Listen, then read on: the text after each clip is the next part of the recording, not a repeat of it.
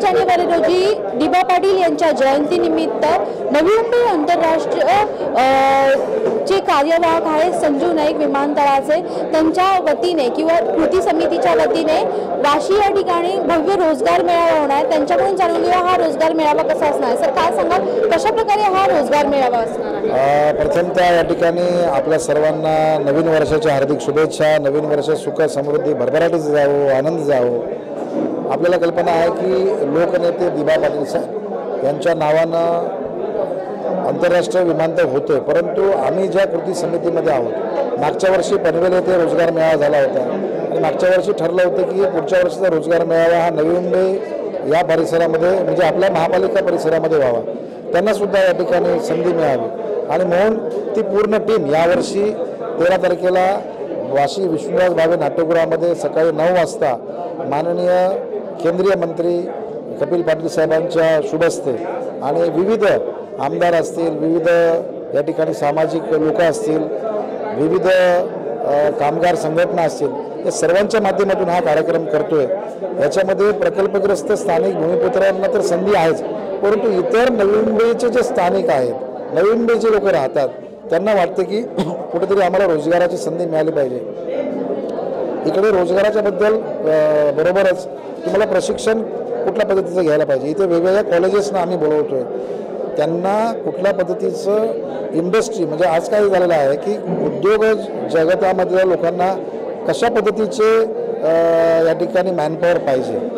जर ते तुम्ही या सर्व कॉलेजेसना सांगितलं तर ते त्यांचं सिलेबस त्या पद्धतीने करतील आणि मला वाटतं ही मोठी संधी आहे, कारण लोकांना शिक्षण घेतल्यानंतर परत वेगळं प्रशिक्षण घेण्याची आवश्यकता भासता कामा नये।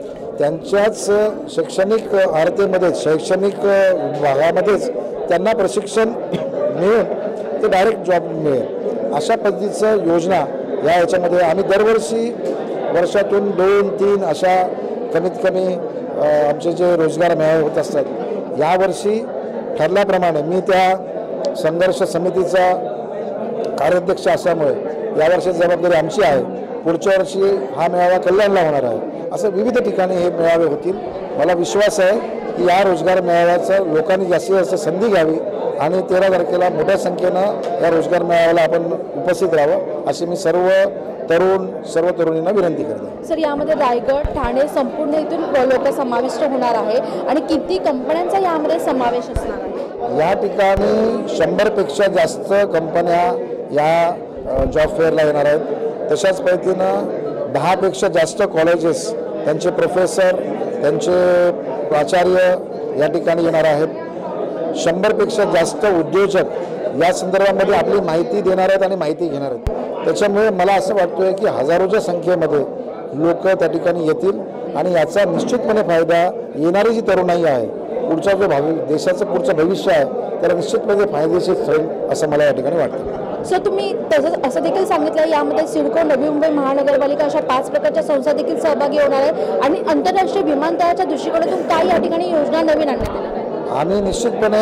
या ठिकाणी सिडकोला आमंत्रित केलेलं आहे की सिडको कुठल्या रोजगाराच्या निर्मिती करणार आहेत त्याची माहिती सिडकोकडून स्टॉलमध्ये उपलब्ध होईल। नवी मुंबई महापालिका कुठले रोजगाराच्या संधी उपलब्ध करून ते त्यांचा या ठिकाणी स्टॉल लागेल।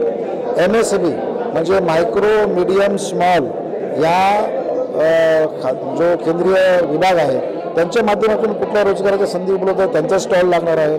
कौशल्य विभागाच्या माध्यमातून स्टॉल लागणार आहेत, त्यांच्या माध्यमातून या ठिकाणी लोकांना माहिती मिळणार आहे की कुठले रोजगार मिळणार आहेत। तशाच पद्धतीने वेगवेगळे संस्था की कुठल्या पद्धतीचं पुढचं प्रशिक्षित आम्हाला मॅनपॉवर लागणार आहे की बाबा आम्हाला पुढच्या 5 वर्षामध्ये 10,000 आम्हाला सिक्युरिटी ऑफिसर लागणार आहेत, आम्हाला 5,000 हॉटेल इंडस्ट्रीमध्ये लोक लागणार आहेत, एअरपोर्टच्या विमान विभागाच्या माध्यमातून एकंदरीत आम्हाला 10,000 लोक लागणार आहेत। तर या सर्व लोकांना कुठल्या विभागात लागणार आहेत याची माहितीसुद्धा त्या ठिकाणी मिळणार आहे। त्याच्यामुळे ह्या ठिकाणी लोकांनी येऊन आपलं भविष्य घडवण्यासाठी एक मार्ग या ठिकाणी आपल्याला निश्चितपणे मिळणार आहे। नक्कीच आपण पाहिलेलं आहे की या ठिकाणी भविष्य घडवण्यासाठी नक्कीच पुढचा जर मार्ग शोधायचा असेल तर या जॉब फेअरला भेट द्या असं संजू नाईक यांनी सांगितलेलं आहे। Video journalist Mushaal शाहसह Priya's भानचा report, Navi Mumbai.